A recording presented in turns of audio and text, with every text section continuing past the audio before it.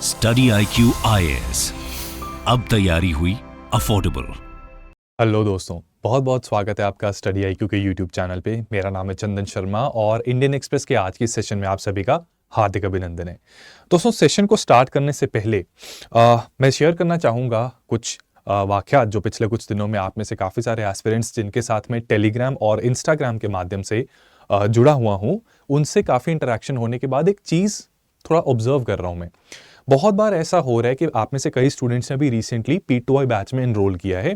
Orientation classes उनसे miss हो गई थी, तो मैं पहले तो यही रेकमेंड करूंगा सबको कि ओरिएंटेशन क्लासेस की रिकॉर्डिंग्स आप देख लेना। अब इसमें से काफ़ी सारे एस्पिरेंट्स हैं, वो ये पूछ रहे हैं, ऐसे सवाल पूछ रहे हैं कि सर करंट अफेयर्स कब से तैयार करना शुरू करें, अगर हमने अभी तक नहीं पढ़े तो कब हम स्टार्ट करें, और मेंस की आंसर राइटिंग वो हमें कब शुरू करनी चाहिए।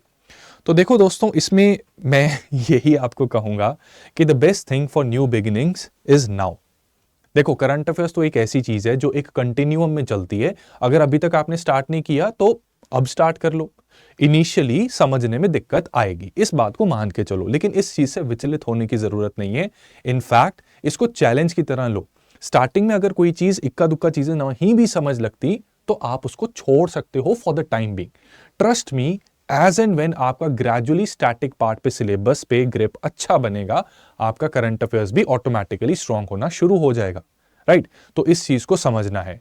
दूसरी चीज जो मेंस की आंसर राइटिंग से रिलेटेड है, सी फ्रेंड्स, मेंस में जब भी क्वेश्चन आता है वो किसी मुद्दे के ऊपर आता है। आज की डेट में we are well educated people, I guess. हमने 12वीं पास तो हम सभी हैं, और आप में से कई लोग कॉलेज भी जा चुके हैं। ठीक है, हम सब जा चुके हैं, कॉलेज के बाद ही हम इस तैयारी में आते हैं। एंड कई लोग तो वर्क भी कर चुके हैं, मतलब जॉब भी कर चुके हैं साथ में। तो बहुत से मुद्दों के बारे में कुछ बेसिक लेमैन इंफॉर्मेशन हमें अभी भी पता है। अब जब सवाल आएगा, ठीक है, सवाल जब आएगा तो मेंस की आंसर राइटिंग कब शुरू करें, देखो उसके दो मैं बताता हूं कि कैसे आप कर सकते हो। एक तो देखो, अगर आपने स्टार्ट किया है अभी पढ़ाई करना P2I, तो उसमें आप स्टार्ट कर सकते हो। ठीक है, जो क्वेश्चन हम दे रहे हैं डेली बेसिस पे, you can try them out based on what ever understanding you currently have. But इस बात को याद रखना कि उसमें अगर 0 मार्क्स भी मिलेंगे तो विचलित नहीं होना, और 0 मिलेंगे। बहुत से बच्चों ने मुझे आंसर्स भेजे, मैंने 0 ही दिए और मैं 0 ही दूंगा अगर आप क्वेश्चन का जवाब देने की बजाय वो लिखते जा रहे हो जो आपको पता है। लेकिन टेंशन नहीं लेनी, धीरे धीरे आपको समझ में आएगा कि क्वेश्चन को सॉल्व करने के लिए 3 बेसिक चीजें होती हैं, जिसमें से सबसे इंपॉर्टेंट होता है क्वेश्चन की सही इंटरप्रिटेशन। दूसरी इंपॉर्टेंट चीज होती है सही इंटरप्रिटेशन के बाद उससे रिलेटेड सही नॉलेज का होना, कंटेंट का होना, फॉर्डर का होना। और तीसरी इंपॉर्टेंट चीज होती है कि उस फॉर्डर और कंटेंट को एक प्रॉपर स्ट्रक्चर में अरेंज करना। सबसे पहला चैलेंज आपका इंटरप्रिटेशन का रहेगा। वो 1-2 बार जब 0 आएंगे, अपने आप वो ठीक हो जाएगा। आपको फिर समझ लग जाएगा कि ओके, मुझसे दिल्ली पूछा था, मैं कलकत्ता बता रहा हूं। राइट? दूसरी चीज जो आपके कंटेंट और फॉर्डर की है, वो ग्रेजुअली जैसे जैसे आपकी तैयारी, आपकी रिवीजन, आपके करंट अफेयर्स ये चलते रहेंगे, आपके नॉलेज बेस बढ़ता रहेगा। तो इट इज वेरी लाइकली कि आज जो आप आंसर लिखेंगे 6 महीने बाद लिखेंगे, बहुत फर्क होगा दोनों में। सेम क्वेश्चन के आंसर में बहुत फर्क होगा। 1 साल बाद लिखेंगे और फर्क आ जाएगा। ठीक है, तो आंसर राइटिंग बस करते रहना है, वो इंप्रूव होगी ही होगी। ठीक है, होगी, डेफिनेटली होगी। मैं जो अपने यूपीएससी मेंस में जो आंसर लेके आया हूं, आज मैं वो दोबारा आंसर्स लिखूं, उसमें बहुत चेंज होगा। ठीक है, क्योंकि इंफॉर्मेशन लगातार इवॉल्व होती रहती है। राइट? तो 0 से आप पहले 0.51, 1.5 इस तरह से आएंगे। ठीक है, 10 नंबर की अगर मैं बात करूं, ठीक है, कि वहां पे आपने इंटरप्रिटेशन सही कर ली तो आपका काफी हद तक काम बनना शुरू हो जाता है। उसके बाद जब इंफॉर्मेशन कम है, उसकी वजह से नंबर कम है, फिर इंफॉर्मेशन अच्छी होगी, उससे मार्क्स बढ़ जाएंगे। और उसके बाद स्ट्रक्चर दोगे तो 10 में से 5, 5.5, 6 तक अगर बहुत अच्छा आंसर लिखा है, कभी कभी 7 भी मिल जाते हैं, बाकी वो डिपेंड करता है। मैं टेस्ट सीरीज में 7 देना अवॉइड करता हूं, because I don't want to make you people feel over confident. Right? Having said that, I hope ये 2 मेन जो आपके प्रश्न रहते हैं, इसका उत्तर आपको मिल चुका है। तो हम करंट अफेयर्स स्टार्ट करते हैं। आज दोस्तों मैंने डिसाइड किया कि आज ना हम वेब वर्जन को थोड़ा डिस्कस करते हैं। आप जानते हैं कि इंडियन एक्सप्रेस एक बहुत ऑसम एंड अमेजिंग न्यूज़पेपर है हमारे करंट अफेयर्स की तैयारी के लिए। प्रिंटेड एडिशन की तो रेलेवेंस है ही, वेब वर्जन में कुछ ऐसे आर्टिकल्स आते हैं जिनको कवर करना जरूरी होता है। जैसे कि यूपीएससी एसेंशियल्स का सेक्शन आता है, कवरिंग दैट बिकम्स इंपॉर्टेंट। ठीक है, तो वहां पे एक बहुत इंपॉर्टेंट आर्टिकल जो मुझे लगा फ्यूजीवारा इफेक्ट से रिलेटेड है। ये एनवायरमेंट और ज्योग्राफी का टॉपिक बनता है। एनवायरमेंट और ज्योग्राफी काफी हद तक रिलेटेड है, क्योंकि फ्यूजीवारा इफेक्ट का, चलो मैं बता देता हूं, कॉन्टेक्स्ट इसका बेसिकली ये बन रहा है कि ये एक रेयर फिनोमिना है। ऐसे बहुत फ्रीक्वेंटली नहीं आता, स्पेशली पैसिफिक ओशन के कुछ रीजन्स में इसको फ्रीक्वेंटली नहीं देखा जा सकता। But of late it has been observed कि इसकी इंटेंसिटी और फ्रीक्वेंसी काफी ज्यादा बढ़ती जा रही है। ज्योग्राफिकल फिनोमिना जो है ये एनवायरमेंटल प्रॉब्लम की वजह से इसकी फ्रीक्वेंसी बढ़ रही है, and that is the reason these two are linked together. अब इसके कॉन्टेक्स्ट को पहले क्लियर करता हूं। कॉन्टेक्स्ट दरअसल ये है कि आया तो एक्चुअली हरिकेन हिलरी था, हाँ हिलरी था हरिकेन, ठीक है, आया एक्चुअली हरिकेन हिलरी था, right. So this hurricane Hillary, इसने किया क्या? हरिकेन हिलरी जो था ये वेस्ट कोस्ट पे आया, यूएसए की सर्दर्न कैलिफोर्निया को इसने इंपैक्ट किया, और हमने इस चीज को डिस्कस किया हुआ आपके साथ कि वेस्ट कोस्ट में क्या होते हैं, कोल्ड ओशन करंट्स होते हैं। कोल्ड ओशन करंट्स होने की वजह से, ठीक है, आपको पता है ना, cold ocean currents western coast पे generally most of the continents के वेस्टर्न कोस्ट में क्या है, नॉर्थ के पोलर वाटर्स जो हैं वो इक्वेटर की तरफ आते हैं, और ईस्टर्न कोस्ट पे क्या हो रहा है, जो इक्वेटर का वाटर है वो नॉर्थ की तरफ जा रहा है, और ये सर्कुलेशन चलती रहती है। तो वेस्ट कोस्ट में सी सरफेस टेम्परेचर कोल्ड होने की वजह से ये फिनोमिना पश्चिम के तट पर इतना ज्यादा दिखता नहीं है, लेकिन ऑफ लेट ग्लोबल वार्मिंग के चलते कुछ सी सरफेस टेम्परेचर बढ़ रहा है, एंड कॉन्सिक्वेंटली ये एबनॉर्मल फिनोमिना हमें देखने को मिल रहे हैं, जिसकी कुछ रीसेंट एग्जांपल अगर हम अमेरिका की वेस्टर्न कोस्ट की बात करें तो उसमें हरिकेन हिलरी, कैलिफोर्निया के अनयूजुअली वेट विंटर, इतना वेट विंटर होता नहीं है वहां पे, और एटमॉस्फेरिक रिवर स्टॉर्म्स, ठीक है, ये हमें ऑब्जर्व करने को मिलते हैं। अब यहां पे एक टर्म आ गई है atmospheric river storms. I am very sure आप में से कई लोगों के मन में ये डाउट आ रहा होगा कि सर व्हाट इज दिस, अभी बता देते हैं क्या है ये। River storms, atmospheric river storms, right, इसके नाम में ही सारा कुछ इसकी डेफिनेशन दे रखी है। और यहां पे मैं आपको चीज बताता हूं, देखो दोस्तों, यार ऐसा होगा एग्जाम में, प्रीलिम्स पहला स्टेज है आपका, ये बात हमेशा याद रखना कि जरूरी नहीं है कि अगर आपने किसी चीज के बारे में नहीं पढ़ा, उस पर सवाल आ गया तो आप कर नहीं पाओगे।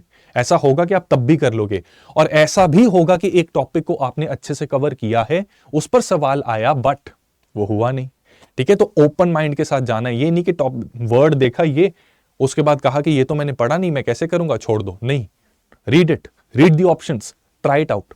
अब देखो एटमॉस्फेरिक रिवर स्टॉर्म्स क्या है कि basically these are vast airborne currents that carry a very dense moisture वाली air which is hanging low in the atmosphere, ठीक है। ये आप समझ लो कि बहुत ही ह्यूमिड एयर जो है वो धरती के सरफेस से थोड़ा ही ऊपर ऐसे ट्रैवल कर रही है, और वो एयरबॉर्न करंट है बेसिकली, ठीक है।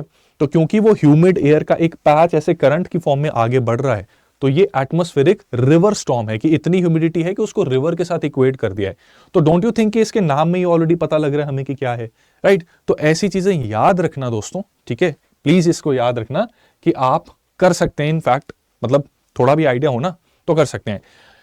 ये सारी बात बता दी। अब एबनॉर्मल फिनोमिना की बात कर रहे थे, ठीक है, एटमॉस्फेरिक रिवर स्टॉर्म का भी डेफिनेशन आपको मैंने क्लियर कर दी। अब हम फ्यूजीवारा इफेक्ट पे आते हैं। फ्यूजीवारा इफेक्ट है एक डांस, ठीक है, it's a dance, right. Dance किसके बीच हो रहा है? हरिकेन्स के बीच में हो रहा है। कैसे हो रहा है? लेट अस सी।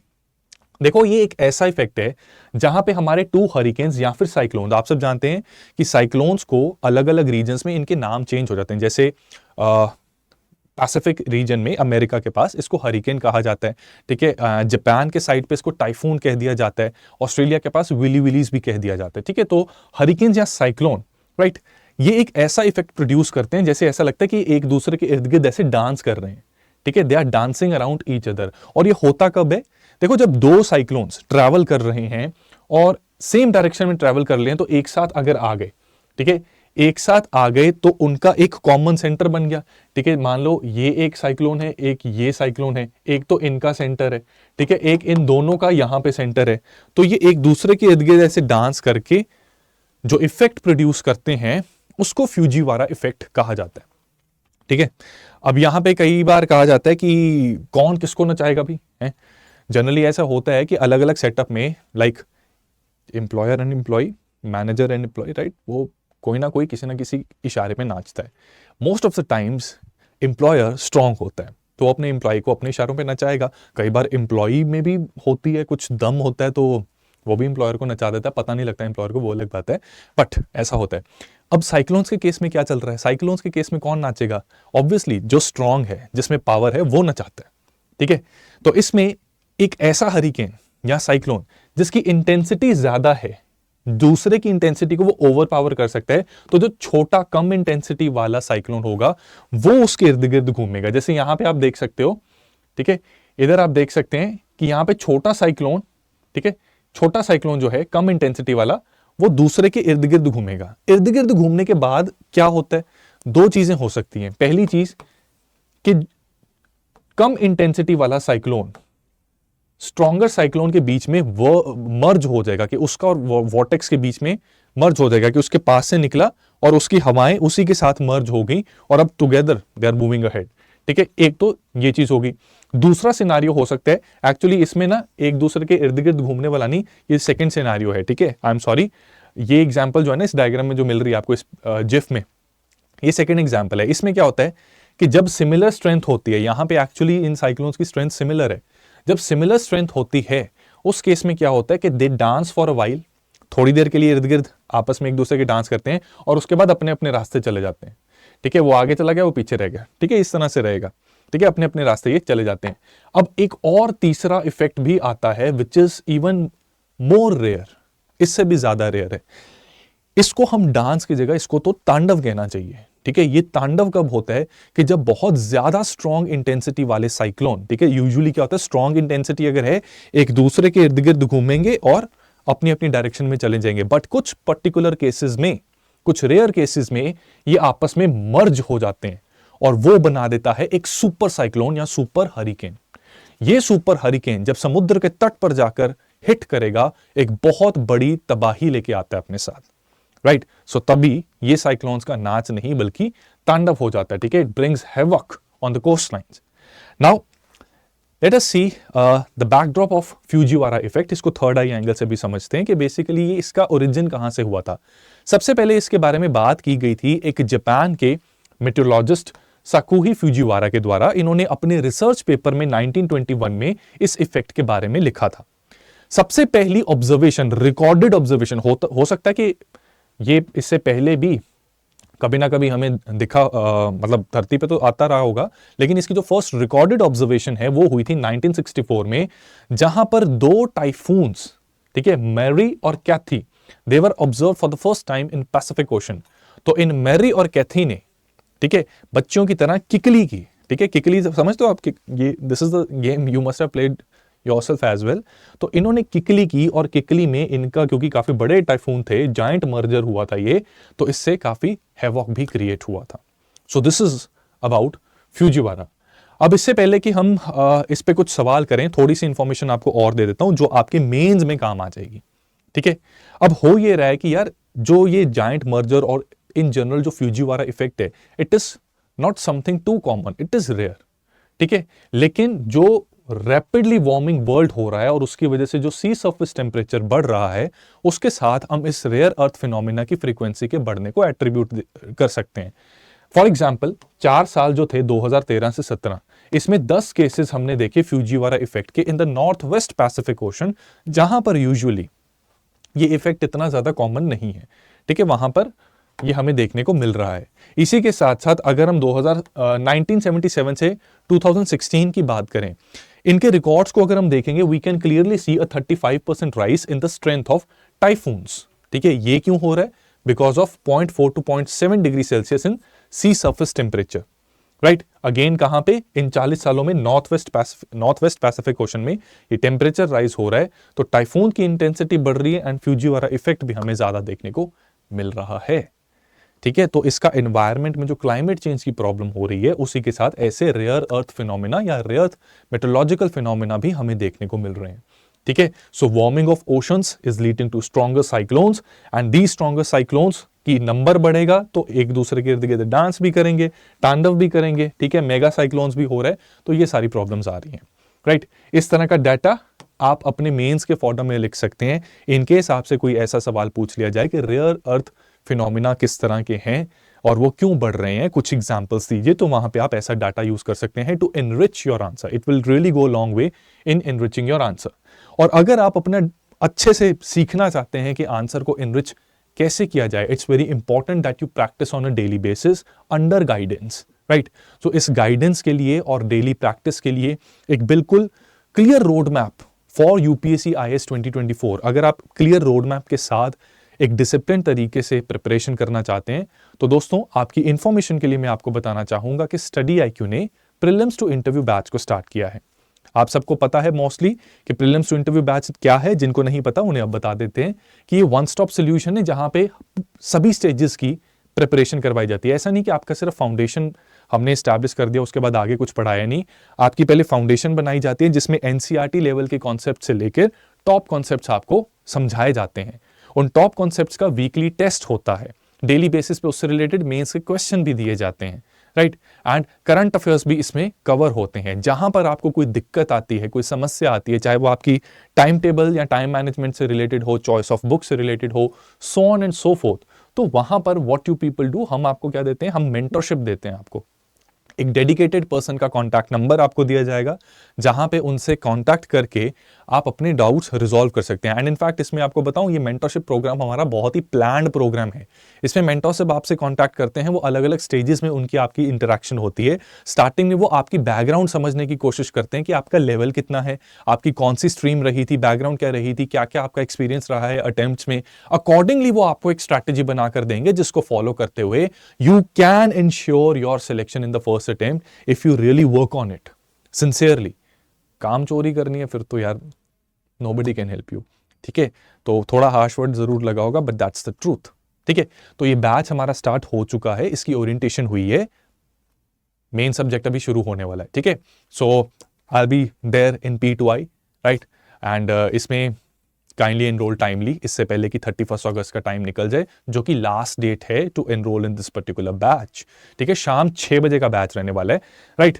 तो CS लाइव कोड लगाना मत भूलना यार, ये प्लीज आपको इंफॉर्मेशन इतनी दे रहा हूं, ये याद रखना कि कोड भी आप लगा सकते हैं डिस्काउंट के लिए, ठीक है। CS लाइव कोड लगाने से 45,000 का वैसे आपको साइट पे ये कोर्स मिल जाएगा, ऐप पे या साइट पे, ठीक है। 45,000 का कोर्स है, 30,000 में आप इसको अवेल कर सकते हैं। And those people who are working और कॉलेज गोइंग, उनको मेरी जेन्युइन सजेशन है, please target for 2025। It's too late for 2024 if you are unable to dedicate full time for your preparation. इसके लिए हम आपकी क्या हेल्प कर सकते हैं, हमने लॉन्ग टर्म बैच स्टार्ट किया है, ये 2025 को टारगेट करता है। ये specially college going and working professionals के लिए डिजाइन है, क्योंकि इसमें हम क्लासेस में इतना ज्यादा बर्डन नहीं डालते कि घर जाके आपको बहुत ज्यादा हार्डवर्क करना पड़े कि आपका ना ऑफिस मैनेज हो रहा है ना ये स्टडीज। क्लास में हमारी पेस जो होती है वो स्टेप बाय स्टेप चलती है।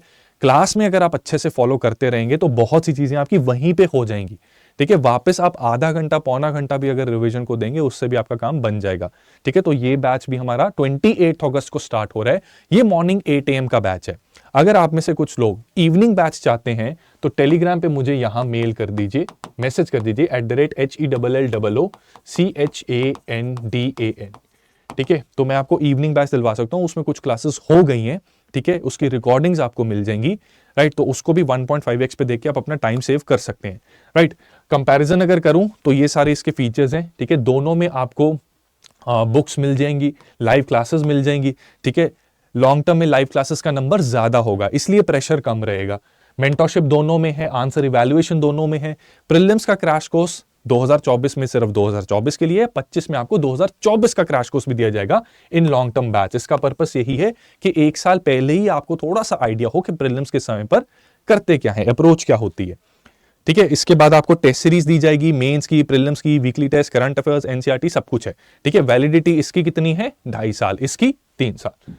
अब ये इंफॉर्मेशन देना मेरा फर्ज था दोस्तों, ड्यूटी थी, ऑब्लिगेशन थी, वो की है मैंने। इन्फॉर्म्ड डिसीजन लेना आपका अधिकार है, ठीक है। कोई भी डाउट हो इसके रिगार्डिंग आप मुझे यहां पर मेरे साथ जरूर जुड़ें, ठीक है। एंड जो मैंने टेलीग्राम का चैनल बताया वो आपके पास है, मेरा पर्सनल हैंडल मैं बता चुका हूं, इंस्टाग्राम पे here you can connect with me. चलिए क्वेश्चन सॉल्व कीजिए फ्यूजीवारा इफेक्ट से रिलेटेड।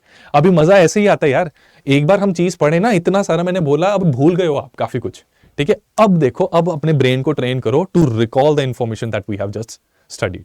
चलो सबसे पहले करेक्ट स्टेटमेंट पूछी है फुजीवाड़े के बारे में, ठीक है, फ्यूजीवाड़ा के बारे में, राइट। फर्स्ट स्टेटमेंट कह रही कि it is a phenomena associated with cyclic movement of 2 cyclones around each other, this is true. Second is saying the first mention of Fujiwara effect in an academic research was made in 1921 by a Korean meteorologist Sakuhi Fujiwara. Now see, everything is fine except this Korean. Korean को छोड़ के बाकी सारी चीजें सही हैं, तो इसको हम फॉल्स बोलेंगे। आंसर हमारा बन जाएगा ऑप्शन ए, ठीक है। जिनका ऑप्शन ए जिन्होंने बताया है एब्सोल्युटली करेक्ट। आगे बढ़ते हैं। हाँ, ये आर्टिकल न्यूज़पेपर में भी आया था, ठीक है। आप सब जानते हैं, समझते भी हैं कि देखो यार, डेली बेसिस पे न्यूज़पेपर सुबह आता है और हमारे सेशंस भी सुबह 10 AM हो जाते हैं, तो उनको एनालिसिस करना, स्टडी करना, उसको एक स्ट्रक्चर देना, it becomes sometimes a very tedious task. इसलिए कुछ आर्टिकल्स मैं आपकी सेल्फ स्टडी के लिए दे देता हूं, कुछ आर्टिकल्स को हम थोड़ा सा अगले सेशन में कवर कर लेते हैं। तो आज वो एक दिन है जहां पे हम एक इंपॉर्टेंट आर्टिकल को कवर करने जा रहे हैं। इंडिया की कार सेफ्टी को लेके न्यू प्रोटोकॉल्स आए हैं जिनको कहा जा रहा है भारत एनकैप। एनकैप क्या है?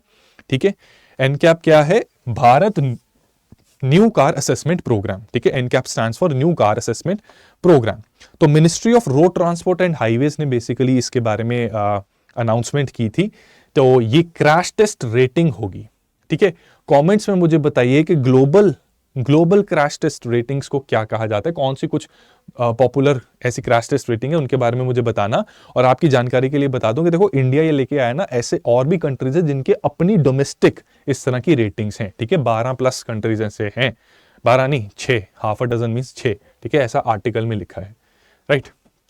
चलिए इसकी सिग्निफिकेंस को समझते हैं सबसे पहले कि जब ऑलरेडी ग्लोबल रेटिंग है तो हमें डोमेस्टिक रेटिंग लाने की क्या जरूरत है। तो देखो दोस्तों, डोमेस्टिक रेटिंग के ऊपर कहीं ना कहीं हमारी सरकार का, हमारी चुनी हुई सरकार का कंट्रोल रहता है, रेगुलेशंस रहती हैं उनकी। सो बेसिकली हम डोमेस्टिक लेवल पर जो स्टैंडर्ड्स चाहते हैं अपने ऑटोमोबाइल सेक्टर की, मैन्युफैक्चर्ड प्रोडक्ट्स की, वो हम इंश्योर कर सकते हैं। इससे दो फायदे होंगे। पहला फायदा कंज्यूमर को कि वो इस रेटिंग के बेसिस पे, मान लो आपने 2 गाड़ियां शॉर्टलिस्ट कर ली हैं, अब समझ नहीं आ रहा कि यार सब कुछ सही लग रहा है, फीचर्स भी सेम है, शेप भी अच्छी है, कैसे चूज करूं, आई एम सो कंफ्यूज, मुझे कोई हेल्प करे। तो उसमें सेफ्टी रेटिंग जो है इनकी, वो हेल्प कर सकती है कि जो ज्यादा सेफ कार है, ठीक है, प्राइस पॉइंट भी मान लो ज्यादा फर्क नहीं है, बट ज्यादा सेफ्टी जो देने वाली कार है, आप उसको प्रेफर कर सकते हैं। इसी से रिलेटेड है सेकंड फायदा क्या है कि जब मैन्युफैक्चरर्स को यह पता है कि कंज्यूमर्स की चॉइस ज्यादा सेफ कार्स की तरफ रहती है, तो उस केस में even they are going to ensure कि उनका प्रोडक्ट सेफ्टी बेंचमार्क्स को मीट करे, ठीक है। दे वांट टू इंश्योर कि सेफ्टी बेंचमार्क्स को मीट किया जाए एंड हमारा जो मैन्युफैक्चरिंग क्वालिटी है इंडिया में वो सुधर जाएगी, काफी अच्छी हो जाएगी। अपरिचित मूवी देखी होगी आप सबने, ठीक है। उस मूवी में एक ऐसा भी एक इंसिडेंट हुआ था जहां पे कोई तो व्यक्ति था जिसके ना स्कूटर की ब्रेक फेल होने की वजह से प्रॉब्लम हो गई थी, और पता लगा था कि वो जो निर्माता था उस स्कूटर का, वो सब स्टैंडर्ड क्वालिटी के प्रोडक्ट यूज कर रहा था फॉर मेकिंग द ब्रेक्स, ठीक है। उसके बाद अपरिचित ने उसको सीधा किया था इन अ वेरी हीनियस वे, ठीक है। तो वैसी चीजें ना हो तो ऐसी रेटिंग्स उसमें भी काम आती हैं, ठीक है। अब इसमें देखो टेस्टिंग और प्रोटोकॉल का क्या सिस्टम रहेगा। सबसे पहले ये जो एनकैप रेटिंग्स आई हैं, ये कमर्शियल व्हीकल्स कहना तो सही नहीं होगा क्योंकि टैक्सीज भी कमर्शियल व्हीकल्स हैं। ये छोटे व्हीकल्स के लिए है, गाड़ियों के लिए बेसिकली है, ट्रकों और बसों के लिए नहीं है ये, ठीक है। इसमें अप टू 8 पीपल की सीटिंग, 3.5 टन का वेट या उससे कम, और अगर मैन्युफैक्चर हो रही है उस पर भी अप्लाई होगी, अगर हम इंपोर्ट करके लेके आ रहे हैं उस पर भी अप्लाई होगी। ऐसा नहीं कि मान लो पाकिस्तान में कोई कार प्रोड्यूस, तो चाइना में कोई कार प्रोड्यूस हो रही है, वो इंपोर्ट हो रही है, यहां नहीं बन रही, तो चाइना से क्योंकि इंपोर्ट हो रही है तो बाय डिफॉल्ट उसके स्टैंडर्ड कम रखें, ऐसा नहीं होगा। अगर इंपोर्ट करना है तो उसको ये स्टैंडर्ड्स मीट करने पड़ेंगे। अब इसके अंदर रेटिंग सिस्टम रहेगा। रेटिंग सिस्टम कैसा रहेगा? 1 स्टार से 5 स्टार तक इसको रेटिंग दी जाएगी। जितना ज्यादा स्टार उतनी अच्छी रेटिंग, उतनी ही सेफ कार, ठीक है। होटल्स में भी ऐसे ही होता है, 1 star, 2 star, 3 star, 4 star, 5 star, right. तो इस प्रकार से चलता है, राइट। अब इसके अंदर इवैल्यूएशन में 3 इवैल्यूएशंस रहती हैं, ठीक है। एक है एडल्ट ऑक्यूपेंट प्रोटेक्शन, कि अगर गाड़ी में 18 साल या उससे ज्यादा की उम्र के लोग बैठे हैं तो उनको सेफ रखने में गाड़ी कितना रोल प्ले कर रही है, ठीक है। एक तो टेस्ट इसका ये होगा। दूसरा चाइल्ड ऑक्यूपेंट प्रोटेक्शन, के चाइल्ड सेफ्टी कितनी है कारीगर साबित हो रही है यहां पे, कि अगर बच्चे बैठे हैं तो क्या बच्चे वो सेफ हैं, ठीक है। तो उसके लिहाज से ये टेस्ट होगा। तीसरा टेस्ट होगा fitment of safety assist technologies, ठीक है। ये तीसरा टेस्ट में क्या है कि सेफ्टी असिस्ट टेक्नोलॉजीज में ये एयरबैग्स का खुलना, electronic braking system, stability system, etcetera, ये सारी चीजें आ जाती हैं। तो ये 3 पैरामीटर्स हैं जिनको इवैल्यूएट किया जाएगा। अब इस इवैल्यूएशन के लिए टाइप्स ऑफ टेस्ट होते हैं, वो भी 3 मेन बताए गए हैं। पहला टेस्ट है frontal impact test. Frontal impact test में क्या है कि गाड़ी है, ठीक है, गाड़ी है, बिल्कुल उसके सामने एक ऑब्जेक्ट लगाया जाएगा, ठीक है। तो वो टकराया जाएगा उसको हाई स्पीड पे, ठीक है, हाई स्पीड पे टकराने पर क्या नुकसान हुआ, क्या डैमेज हुआ और क्या अंदर के बैठे लोग वो सेफ रह पाएंगे या नहीं, उसको इवैल्यूएट किया जाएगा। फिर देखा जाएगा कि अगर गाड़ी में साइड से टक्कर हुई तब क्या होता है कि पता लगे चलो ठीक है, फ्रंट हेड ऑन कोलिजन अगर हुई उसमें तो काफी सेफ है, लेकिन साइड कोलिजन में पता ही नहीं लगा गाड़ी का क्या हुआ, तो उस केस में साइड इंपैक्ट टेस्ट भी होता है। और एक साइड इंपैक्ट टेस्ट में दो तरह के टेस्ट होते हैं, एक जिसमें मान लो ट्रक टाइप का कुछ टक्कर हुई तो वो, दूसरा पोल टेस्ट, साइड पोल इंपैक्ट टेस्ट। कभी कभी ऐसा भी होता है कि आपका जो ऑब्जेक्ट कार के साथ है वो छोटा सा एक पिलर या पोल हो सकता है, तो उस केस में कार कितनी सेफ रहती है। क्योंकि अगर आपने थोड़ा सा हिस्ट्री चैनल कभी देखा हो, Nat Geo History and Discovery पे ना लेडी डायना के एक्सीडेंट के बारे में काफी चर्चा होती है, उस पर एक डॉक्यूमेंट्री भी बन रखी है। तो उसमें बताया जाता है कि जब वो अंडरपास से निकल रही थी ना, फ्रांस में हुआ था ये, जब अंडरपास से निकल रही थी एक फिएट ऊनो की टक्कर हुई थी। ठीक है, वो फिएट ऊनो तो बच गई, उसको कुछ नहीं हुआ, लेकिन उसके हल्का सा अब्रेशन होने की वजह से गाड़ी का बैलेंस लूज हो गया। बैलेंस लूज होने के बाद वो एक पिलर से टकराई और उस साइड पोल इंपैक्ट पड़ा, घूम गई और फिर बिल्कुल हेड ऑन कोलिजन एक दूसरे पिलर में जाके हुई, पूरी गाड़ी ही खत्म। ठीक है, and that was a expensive car, right. तो ये सारा कुछ है, और ये तीनों टेस्ट जो हैं एडल्ट्स के लिए अलग, चाइल्ड के लिए अलग अलग किए जाएंगे, उसके बेसिस पे फिर फाइनली रेटिंग दी जाएगी। उम्मीद करता हूं कि अब तक जितना समझाया आपको समझ आ रहा है। अब देखो यहां पे ये चीज समझाने से पहले आपको एक पॉइंट मैं समझाना चाहता हूं। देखो दोस्तों, एक बार आप चाहो तो वीडियो को पॉज करके ना इस पोर्शन को एक बार रीड कर लीजिए, अबाउट द इंपैक्ट टेस्ट। मैं साइड पे हो जाता हूं, आप चाहें तो पॉज करके एक बार रीड कर लीजिए। ठीक है, कर लिया रीड? ठीक है, मैं अज्यूम कर रहा हूं कि आपने रीड कर लिया। अब यार देखो, इसको आप पढ़ोगे, समझोगे। Front impact test will be against an offset deformable barrier at a speed of 64 kilometre per hour which is faster than 56 kilometre per hour that vehicle makers lobbied for. The pole impact test will only be carried out for cars securing 3 stars and above. Also for 3 star or higher rating, the car must have electronic stability control and front seat belt reminders. It's tedious. Time लगता है इसे पढ़ने में। अगर मैं आपको कहूं मेरी बातें सुन लो और उसके बाद इसको देखो, फिर मुझे बताना कि ज्यादा आसान क्या लगा आपको। ठीक है, मैंने आपको 3 टेस्ट बताए। फ्रंटल टेस्ट पठाक, ठीक है, एक स्पीड में आ रही है, ठा करके टक्कर मारेगा। वो स्पीड डिसाइड की गई है एनकैप रेटिंग के हिसाब से कि 64 किलोमीटर पर आवर की स्पीड पे टेस्ट किया जाएगा कि कितना डैमेज होता है। ये स्पीड जो ऑटोमोबाइल मैन्युफैक्चरर्स हैं जैसे कि टाटा, hyundai एटसेट्रा, वो कह रहे हैं कि 56 रखनी चाहिए थी, 64 कुछ ज्यादा ही है। ठीक है, बट नहीं, एनकैप ने कहा नहीं, 64 पे आप सेफ रखो, तो 56 पे ऑटोमेटिकली वो ज्यादा सेफ होगा, तो 64 ही रखा इन्होंने। ठीक है, इसके बाद जो पोल इंपैक्ट टेस्ट है वो कब किया जाएगा? अगर 3 स्टार से ज्यादा रेटिंग हो रही है। 3 स्टार रेटिंग अचीव कर ली, ठीक है, अब इससे ज्यादा चाहिए तो पोल इंपैक्ट टेस्ट पे भी आपको सक्सेसफुली सही से वो करना है, राइट। इसके बाद इलेक्ट्रॉनिक स्टेबिलिटी कंट्रोल, अगर आप मतलब 3 स्टार प्लस रेटिंग अगर आपकी हो गई है तो फिर मैंडेटरी बन जाएगा कि इलेक्ट्रॉनिक स्टेबिलिटी कंट्रोल आपके कार में होना चाहिए and it should work properly. ठीक है, इलेक्ट्रॉनिक स्टेबिलिटी में इंस्ट्रूमेंटेशन होती है जो अलग अलग मतलब टायर ट्रैक्शन को, ब्रेकिंग सिस्टम एक्सेट्रा, इन सारी चीजों को स्टेबल करता है। इलेक्ट्रॉनिक सर्किट उसके पीछे पूरा यूज होता है। अगर 3 स्टार रेटिंग ज्यादा है तो फ्रंटल सीट बेल्ट रिमाइंडर भी चाहिए। ठीक है, अब देखो दिस इज टीडियस, राइट। ये सिर्फ छोटा सा एक एग्जाम्पल है। आप just imagine now you have a book, Bipin Chandra, spectrum. ठीक है, तो वहां पे पूरी की पूरी बुक पढ़ना और दूसरी तरफ मेरी बात को सुन के फ्लो चार्ट की फॉर्म में चीज को समझ लेना, ज्यादा आसान क्या है? समझना एंड रिवाइज करना। आई थिंक फैकल्टी को सुनना और उसके बाद फ्लो चार्ट से रिवाइज करना। तो दोस्तों, अगर आप अपने लिमिटेड समय में मैक्सिमम आउटपुट लाना चाहते हैं तो देखो ये बात समझो कि बुक में बातें सारी बुक्स में बातें वही हैं, वही बातें हैं सब बुक्स में। जो स्पेक्ट्रम में लिखा, स्पेक्ट्रम में 1857 ही रहेगा ना, बिपिन चंद्र में भी वही रहेगा, सोनाली बंसल में भी वही रहेगा। हाँ, स्पेक्ट्रम के स्टार्टिंग के पोर्शंस में गलतियां हैं, बहुत ज्यादा गलतियां हैं, उसके लिए मत रिलाय करना उस पर।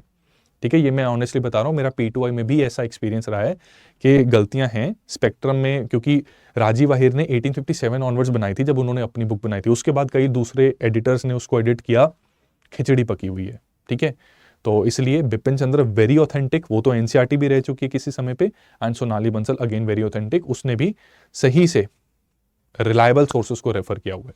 ठीक है, अब बुक से बाहर निकलना पड़ेगा।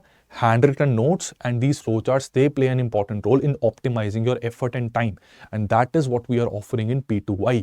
बहुत बड़ी गोल्ड माइन है आपकी प्रिपरेशन में। सही से अगर यूज करोगे कम समय में इतना आउटपुट अच्छा निकल सकता है आपका कि पहली अटेम्प्ट में ना क्लियर करना पॉसिबल है। बहुत से लोग तो लगता है कि क्या दूसरे तीसरे में देखेंगे, no, first attempt is the best attempt. आपका energy level, excitement level and positive mindset first attempt में सबसे ज्यादा होता है। प्रेशर सबसे कम फर्स्ट अटेम्प्ट में होता है, उसको अपनी एडवांटेज में यूज करो, ठीक है। सो P2I में जिन्होंने अभी तक एनरोल नहीं किया, प्लीज अब कर लो।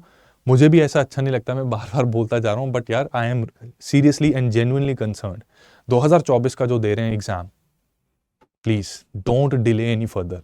ये नहीं कि दिवाली आ गई उसके बाद सोचेंगे, फिर आप 25 का ही ट्राई करना, ठीक है। चलो यहां पे आते हैं। अब देखो ये पूरा का पूरा प्रोसीजर होगा कैसे। देखो इनिशियली क्या है, वॉलंटरीली क्या करेंगे, वॉलंटरीली क्या करेंगे हमारे ना एक स्टैंडर्ड्स हैं, ऑटोमोबाइल इंडस्ट्री स्टैंडर्ड्स 197 कहा जाता है इनको। तो इनिशियली एनकैप रेटिंग जो है वो वॉलंटरी बेसिस पे होगी। तो AIS 197 के हिसाब से कार निर्माताओं ने अपनी गाड़ी बना दी। इसके बाद एनकैप की टीम को वो कहेंगे कि आओ पधारो हमारी फैक्ट्री में, ठीक है। वो पधारेंगे, एक रैंडम मॉडल चूज कर लेंगे। लेट्स से टाटा सफारी है, ठीक है। टाटा सफारी का एक बेस मॉडल चूज किया, रैंडमली चूज किया। ये नहीं कि जो मैन्युफैक्चरर कह रहा है कि वो वाला उसको टेस्ट करते हैं, आज पता लगे वो बेस्ट था बाकी सारे ऐसे ही हैं, नहीं, रैंडमली कोई भी मॉडल पकड़ लिया जाएगा, ठीक है। और उसको ले जाएंगे अपनी क्रैश टेस्ट फैसिलिटी में। वहां पे क्रैश टेस्ट किए जाएंगे, जो मैंने आपको बताया, कंपनी का एक रिप्रेजेंटेटिव सामने वहां पे बैठा रहेगा, ठीक है। जो रिजल्ट्स हैं वो उसके साथ शेयर किए जाएंगे, फिर कंपनी कंप्लाई करेगी, एक्सेप्ट करेगी कि हाँ ये टेस्ट हुआ, हम एक्सेप्ट करते हैं, ये हमारी परफॉर्मेंस रही है। इसके बाद ये पूरा का पूरा प्रोसेस एनकैप स्टैंडिंग कमेटी के पास जाएगा, जो अप्रूव करेगा, और अप्रूव करने के बाद ये प्रोसेस और रिजल्ट जो है वो पब्लिक में आउट कर दिया जाएगा, ठीक है।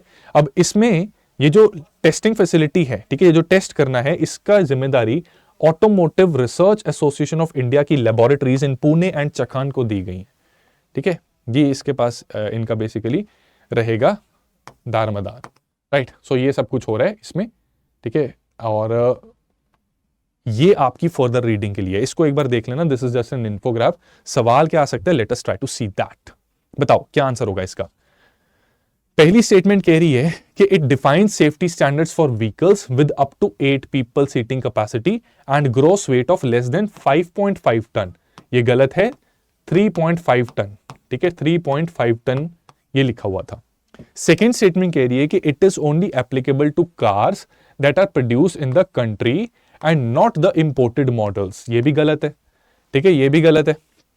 क्यों गलत है? क्योंकि इंपोर्टेड मॉडल्स पर भी ये अप्लाई होंगे। दोनों स्टेटमेंट्स गलत हैं, तो आंसर क्या होगा हमारा? What will be the correct answer? Correct answer will be option C, क्योंकि क्वेश्चन में इनकरेक्ट पूछा था। ये हमारे पेरेंट्स ने नहीं देखना, हमने ही देखना है। पेपर हम दे रहे हैं, उनको तो हम गर्व महसूस करवाएंगे सेलेक्ट होने के बाद, ठीक है। वो फील उठाएं आराम से, पेपर हमने देना, ये हमारी जिम्मेदारी है पढ़ने की, और आती हुई चीजें गलत नहीं होनी चाहिए, ठीक है। बहुत से लोगों ने इसको गलत किया होगा, राइट। तो सी इसका करेक्ट आंसर है, इनकरेक्ट पूछा था। एक और क्वेश्चन कीजिए, identify the incorrect statements in context of Bharat NCAP ratings which has recently been rolled out. Bharat NCAP ratings के बारे में पूछा गया है। For a 3 star plus rating frontal seat belt warning system is not mandatory. 3 star से ज्यादा rating के लिए frontal seat belt warning system जो है वो मैंडेटरी नहीं है। Is it true? It's mandatory, तो this is false. 3 basic impact tests are involved in safety assessment: frontal impact, side impact and side pole impact, ठीक है, ये ट्रू है। First is false, second is true, incorrect पूछा है, answer बनेगा option A बनेगा, ठीक है। ए बनेगा, मैं ठीक कर दूंगा, डोंट वरी, ए बनेगा इसका आंसर। चलिए आगे चलते हैं। अब इतना चंद्रयान हो रहा है, धीरे धीरे अब हम वापस नॉर्मल लाइफ में आ रहे हैं, जब अब चंद्रयान अपना काम करता जा रहा है और हम अगले मिशंस की तैयारी करना स्टार्ट कर रहे हैं। तो इसरो के काफी सारे मिशंस जो हैं, they are actually lined up and we need to study about them. तो यहां पे इस पर्टिकुलर आर्टिकल के माध्यम से इसरो के जो अपकमिंग मिशंस हैं उसका एक ग्लिम्स आपको देता हूं। मैच टाइप के क्वेश्चंस इस बेसिस पे आ सकते हैं आपसे, ठीक है, आपसे पूछे जा सकते हैं, राइट। तो लेट अस स्टार्ट, ठीक है, एक ग्लिम्स लेते हैं। लूपेक्स मिशन के बारे में सबसे पहले ये बता दूं कि देखो इसके ऊपर एक सेपरेट डिटेल्ड वीडियो बनाई हुई है, जिसमें पूरे के पूरे लूपेक्स को बड़े ही संक्षिप्त और टू द पॉइंट एनालिसिस इसका किया है। स्टडी IQ के यूट्यूब चैनल पर जाकर आप अगर LUPEX mission joint lunar mission by ISRO and JAXA search करेंगे, तो ये लूपिक्स बाय चंदन शर्मा ये आपको दिख जाएगा। ठीक है, ये लिंक भी इसका मैंने यहाँ पे अटैच कर दिया, तो जब पीडीएफ आपको दूंगा लूपिक्स के बारे में और डिटेल में जानना चाहते हैं तो इस लिंक पर भी आप क्लिक करके वो वीडियो देख सकते हैं। ठीक है, चलिए, लूपिक्स मिशन जैसा कि बता ही दिया, इसरो और जापान के बीच में एक कोलैबोरेटिव मिशन है और इसमें जो हमारा एंडेवर है, ठीक है, वो क्या है बेसिकली कि जो परमानेंट शेडेड एरियाज हैं उसमें हम फर्दर एक्सप्लोरेशंस कर सकें। इसके अंदर हम रोवर और लैंडर बना रहे हैं और ये कोलैबोरेशन से बन रहा है, जहां पर रोवर जापान द्वारा और लैंडर इंडिया के द्वारा बन रहा है। कुछ इंस्ट्रूमेंट्स हम नासा और ईएसए के भी यूज करेंगे और हमारा अल्टीमेट ऑब्जेक्टिव है कि हम वहां पर एक लॉन्ग टर्म स्टेशन या फिर अपना बेस एस्टैब्लिश करने में सक्षम हो जाएं। ठीक है, ये हमारा अल्टीमेट ऑब्जेक्टिव है कि एक्सप्लोरेशन के लिए लेट्स मेक इट पॉसिबल कि हम वहां पे बेस बना सकें। ठीक है, और उससे पहले भी आपको पता है कि चंद्रयान 3 में भी हमारे जो मिशन का लाइफ साइकिल रहा है वो 14 अर्थ डेज के इक्वल है। ठीक है, तो 14 अर्थ डेज इज इक्वल टू उतना पीरियड जितना चांद के ऊपर रोशनी रहती है। ठीक है, अगले 14 दिनों के लिए फिर अंधेरा हो जाता है, अंधेरे में -100 डिग्री सेल्सियस से भी कम चला जाता है टेम्परेचर, और हमारे जो इंस्ट्रूमेंट्स हैं they can not tolerate that temperature. So that is the reason कि चंद्रयान 3 मिशन का जो लाइफ पीरियड है, जो रोवर का लाइफ पीरियड वगैरह है, वो 14 अर्थ डेज का है। ठीक है, अब यहां पे इसमें हम इंश्योर कर रहे हैं कि हमारा नाइट टेम्परेचर को भी झेलने वाले इंस्ट्रूमेंट्स हों। So this is the significance of LUPEX mission. Going on to the next mission is Chandrayaan 4। ठीक है, लूपिक्स मिशन को 2025 पे की टाइमलाइन में कर दिया जाएगा लॉन्च। ठीक है, तो लूपिक्स मिशन पहले जाएगा, उसके बाद चंद्रयान 4 जाएगा। चंद्रयान 4 2026 टू 2028 में हम प्लान कर रहे हैं। चंद्रयान 3 में क्या हो रहा है, एक इन सिटू एक्सपेरिमेंट्स हो रही हैं ज्यादातर। What do you mean by इन सिटू? इन सिटू का मतलब है कि मून के ऊपर हमारा रोवर मौजूद है, वहीं पे सैंपल्स को देखेगा, वहीं पे एक्सपेरिमेंट करेगा, डाटा को रिले करेगा हमारी धरती की तरफ, सिग्नल भेजेगा। सिग्नल के थ्रू हम ऑब्जर्वेशन कर सकते हैं। ऐसा नहीं होगा कि उधर का सैंपल पकड़कर हम धरती पर ला पा रहे हैं, ऐसा नहीं हो पाएगा। ठीक है, दिस इज नॉट पॉसिबल। लेकिन चंद्रयान 4 में, चंद्रयान 4 हमारा पर्टिकुलरली अगर मैं बताऊं तो ये सैंपल रिटर्न मिशन है। ठीक है, this is going to be a sample return mission, right. So इसके अंदर हम ल्यूनर सरफेस के कुछ सैंपल्स लेके आएंगे, अर्थ में मौजूद हमारी लेबोरेटरीज में उसको टेस्ट किया जाएगा और इसकी मदद से हम मून की कॉम्पोजिशन और उसकी हिस्ट्री को एनालाइज कर सकते हैं। ठीक है, this is a very significant mission. इसी के साथ साथ अगला एक और हमारा मिशन है Aditya L1 mission. Aditya L1 mission, इसको हम बहुत जल्द लॉन्च करने जा रहे हैं। ये सितंबर 2023 के आसपास इसको लॉन्च करने की प्लानिंग चल रही है। इस मिशन में हम सन को स्टडी करेंगे, जहां पर हमारा स्पेसक्राफ्ट जो है वो एक हेलो ऑर्बिट में सन और अर्थ के बीच में मौजूद लैग्रेंज पॉइंट 1 पे बेसिकली सिचुएटेड रहेगा। ये लैग्रेंज पॉइंट 1 जो है धरती से 15 लाख किलोमीटर की दूरी पर है। लैग्रेंज पॉइंट बेसिकली क्या होता है, ये किस तरह के पॉइंट्स है जहां पर दो सेलेस्टियल ऑब्जेक्ट्स हैं। आप सभी जानते हैं कि इनकी ग्रेविटेशनल पुल होती है और ग्रेविटेशनल का ही ये इंपैक्ट होता है कि सैटेलाइट्स मान लो सेलेस्टियल ऑब्जेक्ट के पास आई, उसके बाद वो उसके इर्द गिर्द चक्कर लगाना शुरू कर देगी।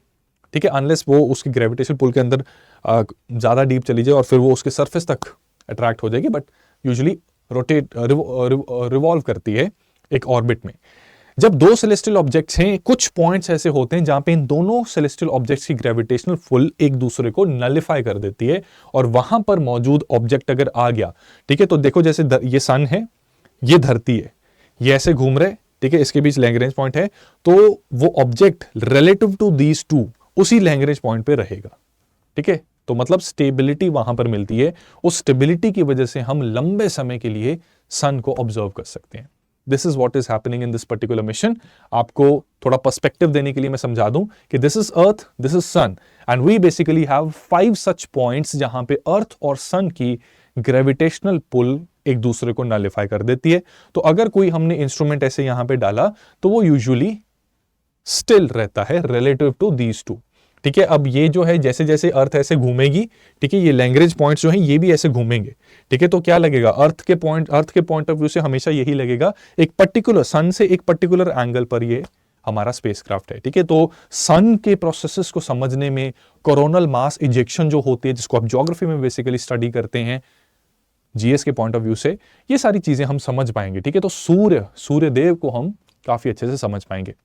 अगला हमारा एक इंपॉर्टेंट मिशन है एक्सपोसैट का। ठीक है, एक्सपोसैट बेसिकली पोलैरिमीटर मिशन होगा। ठीक है, ये क्या करता है कि लाइट, जो आपको पता है कि इलेक्ट्रोमैग्नेटिक वेव है, तो लाइट कई बार पोलराइज्ड होती है। पोलराइज्ड लाइट का मतलब क्या है कि इलेक्ट्रोमैग्नेटिक वेव, अगर आपको थोड़ा बहुत याद हो, ठीक है, तो ऐसे प्लेन्स होते हैं, ठीक है, ऐसे प्लेन्स होते हैं, और उसमें क्या होते हैं कि जो लाइट की ट्रैवल, इलेक्ट्रोमैग्नेटिक वेव में जो ट्रैवल की डायरेक्शन है, ठीक है, तो जो इसमें मौजूद वेव्स की ऑसिलेशन होती है वो उस डायरेक्शन ऑफ ट्रैवल के परपेंडिकुलर होती है, ठीक है। तो इसमें जब पोलराइज्ड लाइट होती है वो एक एंगल की तरफ झुकी होती है, ठीक है, एक ही पोलर प्लेन की तरफ उसकी ऑसिलेशन चल रही होती है, that is plane polarized light. और हमने यूनिवर्स को अगर ऑब्जर्व करना है तो हमारे पास इकलौता सोर्स क्या है, हम देख ही सकते हैं, और देखना क्या है, लाइट ही तो है। आप जो मुझे देख पा रहे हैं क्या है, लाइट आ रही है आपकी तरफ, ठीक है। पहले वो सिग्नल्स में कन्वर्ट होता है, ब्रॉडबैंड से जाता है सिग्नल, आपके स्क्रीन पे आता है, स्क्रीन पे उस लाइट के थ्रू आप मुझे देख पा रहे हैं। The vision, your power of vision is what, is the power to observe light, the moving light, ठीक है। तो यहां पे पोलैरीमीटर क्या करता है, इसी पोलराइज लाइट को ऑब्जर्व कर सकता है, राइट। ये हेल्प करेगा, ठीक है, कि बहुत से एक्सट्रीम कंडीशंस वाले जो हमारे दूर सोर्सेज हैं उनसे हम अच्छी ऑब्जर्वेशंस कर पाएंगे सिग्नल्स की, किस तरह से लाइट आ रही है, क्या उसका बिहेवियर है, और उससे फिर जिस सोर्स से वो लाइट आ रही है, जिस सोर्स से वो इलेक्ट्रोमैग्नेटिक वेव आ रही है, उसकी बेहतर ऑब्जर्वेशन हो पाती है, ठीक है। पूरी दुनिया में जो हमारा एक्सपोसैट होगा, ये सेकेंड पोलैरीमीटर मिशन होगा which will use x-ray. NASA का imaging x-ray polarimeter explorer IXPE mission, ये 2021 में लॉन्च हुआ था, उसके बाद हम अब लॉन्च करेंगे, ठीक है। एंड यहां पर इसरो और रमन इंस्टीट्यूट, ठीक है, रमन इंस्टीट्यूट एंड इसरो, इनके बीच के कोलैबोरेटिव प्रोजेक्ट है ये, ठीक है, नॉट नासा, रमन इंस्टीट्यूट, ठीक है। चलिए निसार प्रोग्राम की बात करते हैं। निसार प्रोग्राम का फुल फॉर्म है एक, ठीक है, this is basically an abbreviation, NASA ISRO SAR, ठीक है, this is NISAR, NASA ISRO SAR is called as Nisar. ये एक लो अर्थ ऑब्जर्वेटरी बनाएंगे नासा और इसरो मिलके, इसमें पूरे के पूरी दुनिया को 12 दिनों के अंदर अंदर मैप किया जाएगा, जिससे कि स्पेस में एंड टाइम में, राइट, किस तरह से धरती का इकोसिस्टम और बाकी सारे प्रोसेसेस में चेंजेस आ रहे हैं उसको ऑब्जर्व किया जाएगा। तो एक मैपिंग होगी पूरी की पूरी। इस मैपिंग में अर्थ के इकोसिस्टम, हमारे आइस मास, वेजिटेशन, बायोमास, सी लेवल राइज, ग्राउंड वाटर और नेचुरल हैजार्ड्स, इनकी मैपिंग चलेगी, ठीक है। ये सारा कुछ यहां पर होगा निसार में, ठीक है, और ये नासा और इसरो के बीच का कोलैबोरेशन है। Then comes a very very very very very very very very very important mission, Gaganyaan, ठीक है। माना जाता है कि स्पेस में, देखो हमने बहुत बड़ी अचीवमेंट की है यार, चंद्रयान 3 छोटी बात नहीं है, बड़ी बात है। ईश्वर बुरी नजर से हमारे देश को बचाए, इसरो को बुरी नजर से बचाए, चंद्रयान 3 को बुरी नजर से बचाए। हम लगातार आगे बढ़ेंगे इस एंडीवर में, और हमारा जो गगनयान मिशन है, this is going to, Punjabi में कहते हैं पिस्सू पै जाना, बहुत से लोगों की जलेगी, ठीक है। तो यहां पे क्या है कि India is going to be among those few countries who have the expertise and the power to send a human being into the space, right. इसमें हम क्या करेंगे, हमने स्पेस में इंसानों को पहुंचाना है और सेफली वापस लेके आना है, सेफली, राइट। 2 अनमैन्ड फ्लाइट्स पहले होंगी इस मिशन के अंदर, ऑब्जर्व करेंगे कि क्या क्या चीजें इंसानों को चाहिए, जरूरत पड़ सकती है उसकी, राइट। एंड उसके बाद एक मैन्ड फ्लाइट हम भेजेंगे, ठीक है, GSLV Mark 3, जिसको LVM-3 भी कहा जाता है, राइट, इसको यूज किया जाएगा। और एक ह्यूमन व्हीकल होगा, ह्यूमन रिलेटेड ऑर्बिटल मॉड्यूल, ठीक है, इसके इस्तेमाल से हम ये सारा मिशन सक्सेसफुल करेंगे। जो मैन्ड फ्लाइट हमारी होगी उसमें हम 3 एस्ट्रोनॉट्स को भेजेंगे, जिसमें से कहा जा रहा है कि एक महिला एस्ट्रोनॉट होगी। तो जेंडर एम्पावरमेंट, जेंडर रिप्रेजेंटेशन, ये सब रहेगा। और ये लो अर्थ ऑर्बिट में 7 दिन तक रहेंगे, ठीक है। ये भी शुरुआत है, ठीक है, ये हमारे इंडिया की शुरुआत होगी। इसके बाद हम चांद पर भी definitely, first step of an Indian on moon through an Indian mission, ये भी आएगा दिन, बहुत जल्द आएगा, ठीक है। चलो शुक्रयान 1, इसको भी देख लेते हैं। शुक्रयान क्या है, शुक्र क्या होता है? शुक्र वीनस को कहते हैं, काल पुरुष की कुंडली में 7वें भाव का स्वामी, ठीक है, शुक्र ग्रह, राइट। एंड ये क्या चीजें गवर्न करता है, it's good for income, beauty को रिप्रेजेंट करता है, एटसेट्रा एटसेट्रा। चलो ठीक है। वैसे मैं एक सही बात बताऊं, I sometimes feel that, see many people they call it अंधविश्वास, बट विद टाइम, ये अपना अपना ओपिनियन है, विद टाइम आई फील कि यार कुछ ना कुछ तो देखो डेफिनेटली है, साइंस है, बड़ा लॉजिक निकलता है। ठीक है, बहुत लॉजिक निकलता है between the kundlis and the planets and the properties that we are now observing. For example, शनि को वायु तत्व की या उनकी राशि को वायु तत्व की राशि कहा जाता है, एंड वी रियलाइज अल्टीमेटली कि that Saturn is a gaseous planet, right. शुक्र, वीनस, ठीक है, इसको भी अलग अलग कल्चर्स में, ऐसा नहीं जो इंडिया का बताता है वो बाकी कल्चर्स में भी उसी तरह की ऑब्जर्वेशंस हैं।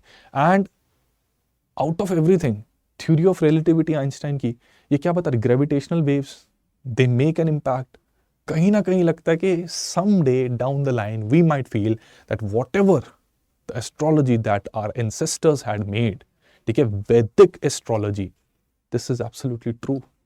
हो सकता है ये, ठीक है, मैं इम्पोज नहीं करूंगा अपने ओपिनियन या अपने थॉट्स किसी पे, ठीक है, अपना बिलीफ सिस्टम मैं अपने पास ही रख रहा हूं, but I feel this way, ठीक है। नाउ इफ यू, मतलब जो इसमें नहीं विश्वास रखते, कोई गिला शिकवा नहीं, हम यूपीएससी के पॉइंट ऑफ व्यू से इसको पढ़ते हैं, ठीक है। शुक्रयान, शुक्रयान क्या है, लेट अस सी। शुक्रयान क्या है कि वीनस के इर्द गिर्द घूमेगा। वीनस सेकंड प्लैनेट है, हमारे सोलर सिस्टम का सेकंड प्लैनेट है सन से, राइट। तो वीनस की जियोलॉजिकल वॉल्केनिक एक्टिविटीज और इसकी एमिशंस को हम देखेंगे, इसके एटमॉस्फेरिक मूवमेंट्स को, जहां पे wind speed, cloud cover etcetera, ये सब ऑब्जर्व किया जाएगा, ठीक है। और ये ऑर्बिटर मिशन होगा, ठीक है, ये ऐसा नहीं है कि हम रोवर भेज देंगे या लैंडर भेजेंगे, इस पे नहीं, वहां पे टेम्परेचर कंडीशंस कुछ ज्यादा खतरनाक हैं, तो रोवर या लैंडर हम नहीं भेजेंगे, यहाँ पे ऑर्बिटर मिशन जो होगा वो ऑब्जर्व करेगा अलग अलग चीजों को, ठीक है। Let us now try to solve a question. Ultimately बात तो सारी क्वेश्चन की है ना, तो एमसीक्यू एक सॉल्व करते हैं। Identify the correct statements in context of upcoming space missions of India. You have to identify the correct statement in context of upcoming space missions of India. Statement 1 is saying that ISRO is coming up with a mission called ExpoSat, which will be a collaboration between ISRO and JAXA. This is absolutely false, क्योंकि ISRO और Raman research institute के बीच, ठीक है, बेंगलुरु में I guess, ठीक है, आपका homework, ये कहाँ पे है इसको एक बार आइडेंटिफाई करना। रमन रिसर्च इंस्टीट्यूट के साथ ही कोलैबोरेशन है, तो पहली स्टेटमेंट गलत हो जाती है। सेकंड स्टेटमेंट कह रही कि all astronauts on board Gaganyaan mission will be women, as it will demonstrate the women empowerment in India. No, women होंगी, एक होंगी, 2 पुरुष होंगे, टोटल 3 लोग होंगे, 7 दिन के लिए लो अर्थ ऑर्बिट में स्पेस में रहेंगे। फॉल्स, दोनों statement false, answer is D. Let us move to the next news. ये न्यूज काफी इंटरेस्टिंग और इंपॉर्टेंट एंड आई फील कि ये एक ऐसा इशू है जो समझना जरूरी है। देखो दोस्तों, चाइना एग्रेशन दिखा रहा है भैया, बहुत ज्यादा एग्रेशन दिखा रहा है, और चाइना का डोकलाम का इंसिडेंट तो आई थिंक आप सभी को याद ही होगा। 2017 में क्या हुआ था कि भूटान में टेरिटरी है Doklam, which is basically at the point of tri junction of India, China and Bhutan. वहां पर चाइना ने इंक्लूजन कर दी थी। इंक्लूजन इंडिया के लिए स्पेसिफिक सिग्निफिकेंस रखती थी। The reason was that it was very close to our Siliguri corridor, which is also the chicken neck corridor of India. अगर वहां का कंट्रोल किसी दूसरी एंटी इंडिया एंटिटी के पास आ गया तो हमारा नॉर्थ ईस्ट के साथ कनेक्ट टूट सकता है, which is a big cause of concern. ठीक है, तो in that case it was very important for India कि वहां पर चाइना उस जोन को डीमिलिटराइज करे। तो काफी राउंड ऑफ टॉक्स हुए थे, एंड चाइना देखो सबकी टेरिटरी में घुसा हुआ है भाई, कोई नहीं छोड़ा इसने। हर ये यूएस में भी घुसेगा किसी दिन, यूएस का भी कहेगा कि तेरा अलास्का मेरा भाई, तेरा अलास्का, तेरा हवाई मेरा, मैं वॉशिंगटन भी लेके जाऊंगा, क्या कर लोगे। चाइना ऐसा ही है, बट इसको सीधा करने की जरूरत है, ज्यादा जरूरत हो रही है, ठीक है। And the countries of the world they must unite, they need to keep their differences aside, और एकजुट होना पड़ेगा। यहां पर देखो अब क्या हो रहा है कि चाइना ने ना, एक्चुअली चाइना की ना समस्याएं हैं कुछ, वो सारी समस्याएं भी डिस्कस करेंगे। अभी जो रीसेंट न्यूज आ रही है वो ये है कि 25th round of border talks होने जा रहा है, ठीक है, और 14th round of experts group meeting, ठीक है। ये बॉर्डर डिस्प्यूट जो चाइना और भूटान के ना, इनको रिजॉल्व करने की कोशिश करेंगे। चाइना भूटान के बॉर्डर डिस्प्यूट्स की अगर मैं बात करूं तो 3 मेन रीजन्स हैं जहां पर ये डिस्प्यूट है। ये तीनों रीजन्स को हम भूटान के पर्सपेक्टिव से देखेंगे। उत्तर दिशा में पसामलंग वैली, ठीक है, and Jakarlung valley, these are the points which are in dispute, ठीक है। भूटान के नॉर्थ में है, कल्चरली बहुत सिग्निफिकेंट है क्योंकि तिब्बतन कल्चर का एक सीट मानी जाती है इन रीजन्स को, ठीक है। आप समझते हैं कि लाइक लेट्स से हरिद्वार या Varanasi is culturally very important for India. Amritsar is culturally very important for India क्योंकि सिखिज्म की एक बहुत इंपॉर्टेंट सीट है वहां पे, ठीक है, श्री हरिमंदिर साहिब, ठीक है, वहां पर मौजूद है गोल्डन टेम्पल। वेस्ट में डोकलाम, द्रमाना, वेट, थोड़े से डिफिकल्ट प्रोनाउंसिएशन है, प्लीज डोंट माइंड। शखातो वैली, और एक और रीजन है सिंचुलंगपा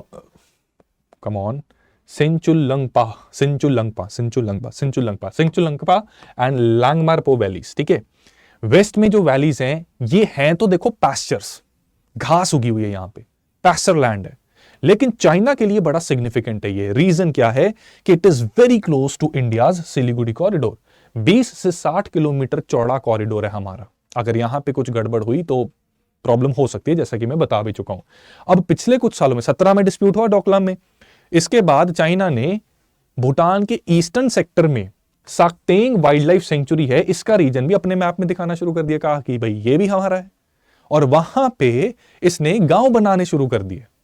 ये सारा खेल चल रहा है, लेकिन ये खेल चल क्या रहा है, इसके पीछे षड्यंत्र है क्या? ठीक है, आपके पर्सपेक्टिव के लिए मैंने रीजंस बता दिए। ठीक है, so you know basically Doklam, Dramana, Shakhatoe, right, Jakarlung, Pamsalung, Pasamlung. ठीक है, and in this region is this sanctuary, कौन सी? साक्तेंग सेंचुरी। ठीक है, ये यहां पर मौजूद है, राइट।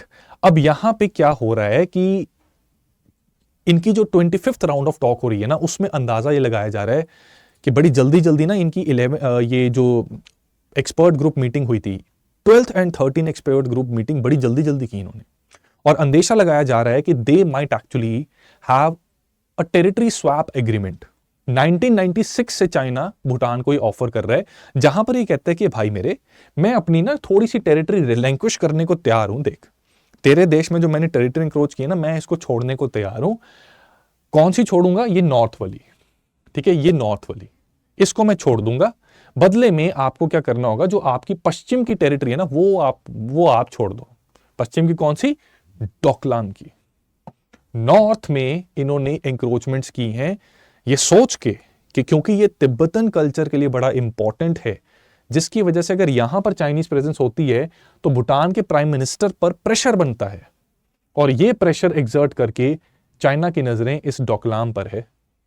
ठीक है, Doklam is the ultimate goal of China, क्योंकि ये तिब्बत, भूटान और इंडिया, इसके बीच का एक ट्राई जंक्शन पॉइंट है। चाइना पीपल लिबरेशन आर्मी को एक टैक्टिकल एडवांटेज देता है, because here is Doklam and बहुत ही पास सिलीगुड़ी कॉरिडोर है इधर। ठीक है, तो चाइना टैक्टिक क्या कर रहा है? एक जियोपॉलिटिक्स के जानकार हैं, known by the name of Robert Barnett, अपनी फॉरेन पॉलिसी 2021 के एक रिसर्च पेपर में इन्होंने बताया कि चाइना ने कई सारे विलेजेस इरेक्ट कर दिए हैं इनसाइड भूटान बॉर्डर। ये बात हम पहले भी एक बार डिस्कस कर चुके थे। ये एक बेस्ट तरीका है किसी की टेरिटरी को इंक्रोच करने का। जब खाली रीजन रहता है ना, वहां पर टेरिटरी डेमार्केट करना मुश्किल होता है, राइट। तो इसलिए उसको इंक्रोच करना, वहां पे अपने ट्रूप्स को भेजना आसान होता है। लेकिन अगर जैसे हमारे लद्दाख सेक्टर में भी जिन रीजन्स में चाइना घुस आता है, वहां पे अगर हैबिटेशंस होती, इंफ्रास्ट्रक्चर होता, तो पता होता कि इंफ्रास्ट्रक्चर किसी ने बनाया है, वो इंडिया का है, इंडिया के लोग हैं, वो आना मुश्किल था। सेम चीज चाइना यहां भूटान में कर रहा है। क्या कर रहा है कि खाली जगह है, चलो जी, ठीक है, गमले रख दो अपने, ठीक है, इंफ्रास्ट्रक्चर बना दो, गांव बसा दो।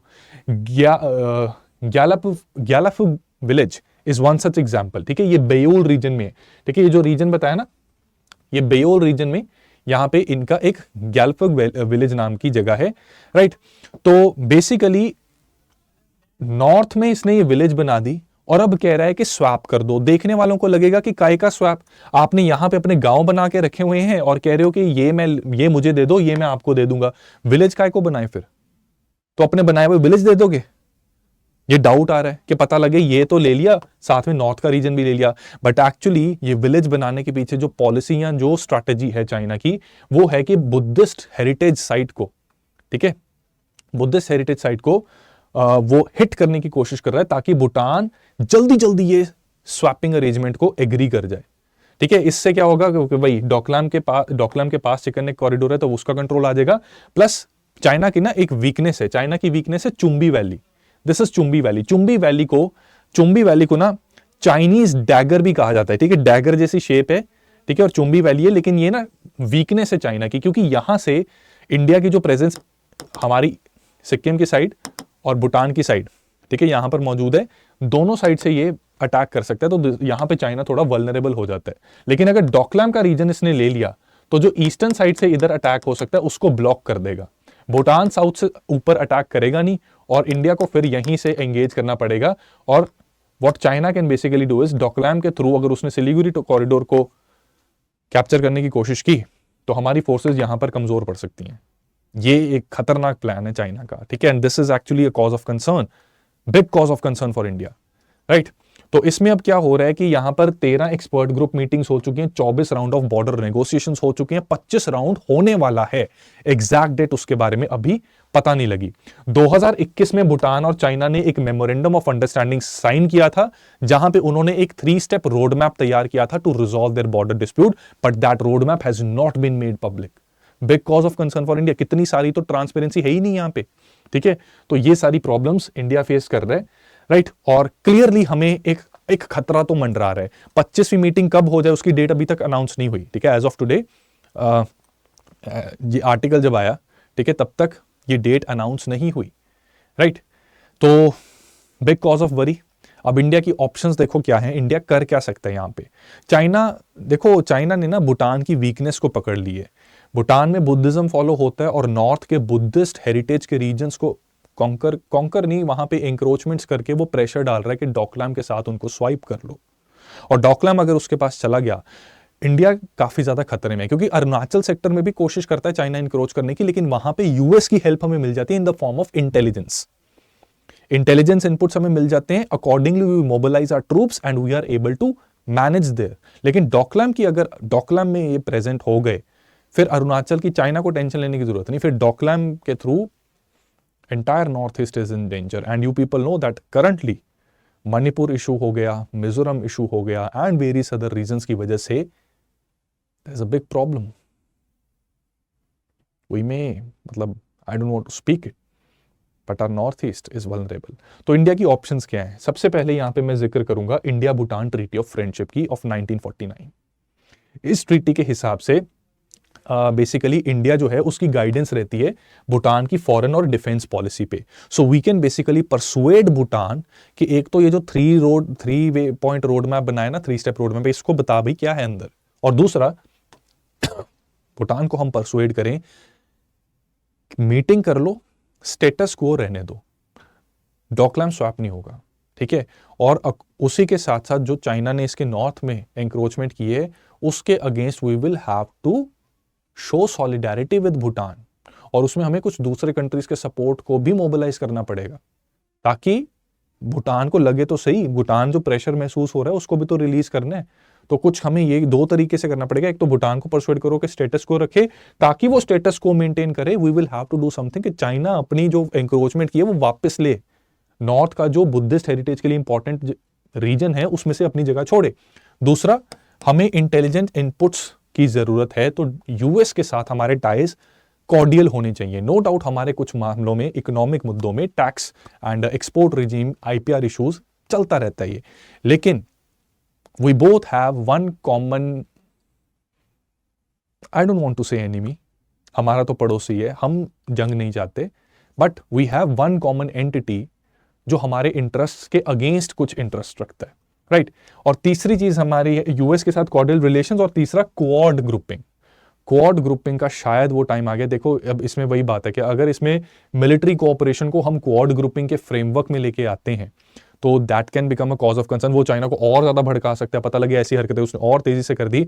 बट अगर वो ये कर रहा है, उसने वैसे भी करना ही है, तो फिर आई थिंक मिलिट्री कोऑपरेशन हम क्वाड ग्रुपिंग के फ्रेमवर्क में ला सकते हैं। अभी तक हमने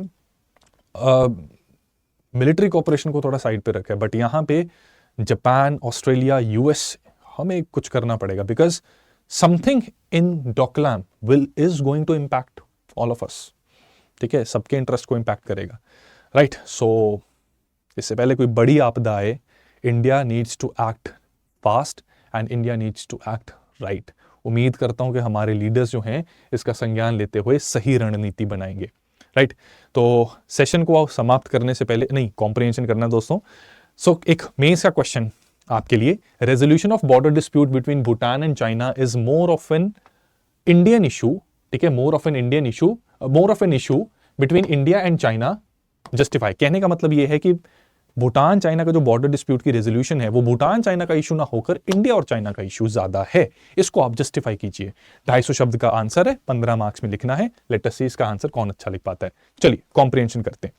कॉम्प्रिहेंशन कह रहा है that in terms of things we keep, things that encapsulate particular moments of our past, it all depends on your relation to memory, to how much you feel the need to live in the past or how you use the past to fuel your present and future। कह रहे हैं कि हम कुछ चीजें रखते हैं, ठीक है, हम कुछ चीजें रखते हैं कुछ मोमेंट्स को कैप्चर करने के लिए। फॉर एग्जाम्पल मेरा पहले इंडियन एक्सप्रेस के सेशन में जो मैंने मार्कर यूज किया था बोर्ड पे, आई सेव इट, ठीक है, आई केप्ट इट सेव्ड कि यस इट्स अ सूवेनियर, मेरा पहला सेशन था, राइट। तो इट ऑल डिपेंड्स कि आपका रिलेशन क्या है मेमोरी के साथ, या आपकी कितनी नीड है वो उस मोमेंट को दोबारा जीने की। मतलब वो मार्कर दिखाएंगे किसी को, फ्रेंड्स बैठे हैं कि ये भाई मेरा पहला सेशन था, उसमें मैंने ये किया था, एक्सेट्रा, ये होता है, right. I know people with vivid memories who have no need for the triggers और proof provided by the objects. कुछ ऐसे लोग हैं जिनकी इतनी स्ट्रॉन्ग मेमोरी है, ऑथर कह रहे हैं कि जिनको ऐसे ऑब्जेक्ट्स की जरूरत नहीं है, उनको बड़ा क्लियरली याद होगा। जैसे मुझे भी याद है मिलेट्स वाला हमने किया था अपने पहले सेशन में। I also know the people who have huge dropouts in their memory but who won't let go of a single dust encrusted trinket, ठीक है। ऐसे भी लोग हैं कि जिनकी मेमोरी में बड़ी दिक्कत है, सूवेनियर इकट्ठा कर लेते हैं लेकिन वो एक जगह पे पड़ा रहता है, डस्ट इनक्रस्टेड ट्रिंकलेट यानी कि धूल चाटता रहता है। As for myself all I know is that I have a newly deployed drawer for fresh hoarding and lots of magical elbowing and adjusting going on in other drawers as newly arrived things jostle with the ones that have been occupying the space for years। और अपनी बात कह रहे हैं कि मेरे पास एक drawer है, उसमें मैं ऐसी मेमोरीज के सूवेनियर रखता हूं, सूवेनियर मतलब यादगार, उसको रखता हूं और भी जगह कंसिस्टेंटली बनाता रहता हूं। अब इस पैसेज के बेसिस पे आपसे जो सवाल पूछा जा सकता है वो कुछ इस प्रकार का है। According to the passage which of the following is correct about things we keep as souvenir. According to passage, हम सूवेनियर के कॉन्टेक्स्ट में बताइए क्या सही है। पहला कह रहा है they are necessary to remind people suffering from memory loss about past events. No, suffering from memory loss की बात ऐसा कुछ नहीं कहा गया, ये हमारा आंसर नहीं बनेगा। सेकंड स्टेटमेंट कह रही है they keep lying idle in some drawers for years and serve no useful purpose. ये आपको देखने में सही लग रहा होगा, ठीक है। They keep lying idle in some drawers and serve no useful purpose, ठीक है। यूजफुल पर्पस क्या है कि सूवेनियर तो फिर भी है ना, वो ये सूवेनियर फिर भी है, ठीक है। They are most likely kept by those people who like to relive their past. Third absolutely true है, ठीक है। और सेकंड क्या है कि लाइंग आइडल इन ड्रॉर्स है, यूजफुल पर्पस ऐसा कहना सही नहीं होगा, क्योंकि जिनको रीलिव करना है ना पास्ट में, वो जनरली रखते हैं, भले ही उनको बिल्कुल क्लियरली याद हो अपना पूरा का पूरा वो क्या हुआ था, क्या मोमेंट था, बट फिर भी वो सूवेनियर रखते हैं। हाँ, उसको हो सकता है बहुत कम देखते हो इसलिए वो धूल चाट रहा होता है, ये प्रॉब्लम हो सकती है, बट फिर भी रखते हैं। तो इसका जो करेक्ट आंसर होगा ऑप्शन बी बनेगा। B will be the correct answer है, ठीक है। उम्मीद करता हूं कि आज का सेशन आपको यूजफुल लगा, इंटरेस्टिंग लगा तो इसको लाइक जरूर कीजिएगा, जितना शेयर कर सकते हैं इसको प्लीज कीजिएगा, because people we have to make this series big so that maximum benefit can be taken. क्योंकि कॉस्ट बेनिफिट रेशियो जब होती है ना, कॉस्ट बेनिफिट रेशियो का मतलब मैं इतना बड़ा यार पीपीटी वगैरह बनाता हूँ, एनालाइज करता हूँ, आप सबको बताता हूँ, तो उसमें जितने ज्यादा लोगों तक रीच हमारी बढ़ेगी उतना ही हमारे लिए बेनिफिशियल होगा, ठीक है। और बाकियों को भी मतलब ज्ञान बांटने से बढ़ता है, तो जितना शेयर कर सकते हो उतना कीजिए। Having said that, I wish you all the best for your future, all the best for your exam, and those students who are looking to enroll in the courses, let me tell you one thing, Study IQ में अब से ऐसा नहीं कि सिर्फ आप courses में enrol कर सकते हैं। सी, आप वेबसाइट पर जब जाओगे तो बुक्स भी बेसिकली परचेज कर सकते हैं, ठीक है। We have different set of books, तो हमारा पूरा का पूरा बुक्स का एक सेट आता है, जिसमें जो P2Y बैच स्टूडेंट्स को तो ये ऑलरेडी साथ ही मिलती है, ठीक है। अलॉन्ग विद दिस कुछ और बुक्स भी मिलती हैं। अब इसमें 4400 का इसका प्राइस दिखा रहा है। अब इस पे बाय नाउ पर जब आप जाओगे, ठीक है, कूपन कोड आप लगाओगे यहां पर, ठीक है, and the coupon code you know is CSLIVE। इसको अप्लाई करते ही 440 रुपीज का डिस्काउंट, 4400 का इसका प्राइस है, बट CSI लगाते ही इस पे 10% डिस्काउंट आपको मिल जाएगा। ऑनलाइन कोर्सेज के लिए 2024 बैच में आप एनरोल कर सकते हैं। यहां पर आप इंग्लिश बैच में जाएंगे, इंग्लिश बैच में आप बाय नाउ पे क्लिक करेंगे, इन बाय नाउ प्रोमो आप अप्लाई करेंगे, जहां पर आपको प्रोमो क्या लगाना है, CSLIVE, ठीक है। ये अप्लाई करते ही 45,000 का कोर्स 30,000 का हो जाएगा। इसका पूरा फायदा लें, बुक्स पे भी मैक्सिमम डिस्काउंट लें using the code CSLIVE। Wish you all the best, जल्दी मिलेंगे। Thank you so much. Study IQ IAS, अब तैयारी हुई अफोर्डेबल।